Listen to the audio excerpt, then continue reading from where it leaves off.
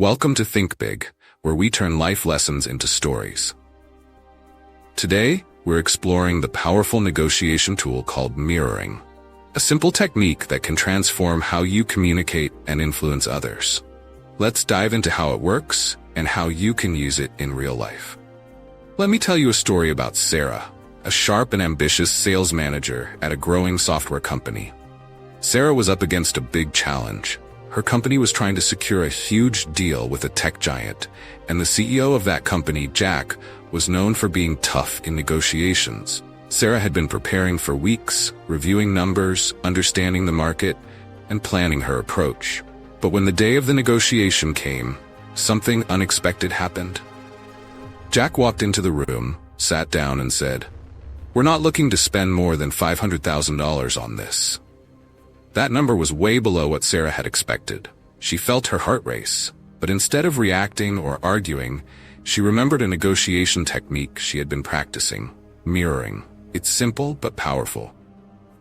You just repeat the last few words of what the other person said with a slight tone of curiosity. So she looked at Jack and said, "You're not looking to spend more than $500,000?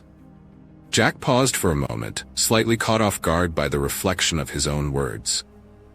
Then he leaned back in his chair and said, "Yeah, budgets are tight this year, and we've already allocated a lot of resources to other projects." Sarah listened carefully. She wasn't going to push back right away. Instead, she mirrored again. "Allocated a lot of resources?" Jack nodded and continued, "Yeah, between R&D and marketing we're stretched thin, but we do need what you're offering. The software will save us a lot of time." Without even realizing it, Jack started revealing more and more information. Sarah hadn't asked him any new questions, just mirrored what he was saying. This made him feel understood, and it opened him up to share details he might not have shared otherwise. "Save you a lot of time," Sarah mirrored again. Jack leaned in and replied, "Yeah, our operations team is struggling to keep up with the workload. If we had your software, we could streamline everything. I'd say we'd save 20 hours a week." Now Sarah had some real insight. Jack's team was stretched, and her software could fix a major pain point. This wasn't just about cost anymore, it was about value. With this new information, Sarah shifted the conversation. "It sounds like time savings is critical for your team. What if we structured the deal to reflect that value?" Jack, now engaged and feeling heard, nodded. "Yeah, that makes sense. Maybe we can discuss a phased payment structure or some performance-based metrics."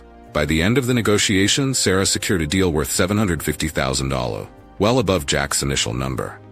She didn't fight or push. She simply mirrored, listened, and let the conversation evolve naturally. That's the power of mirroring. It's not just about repeating words.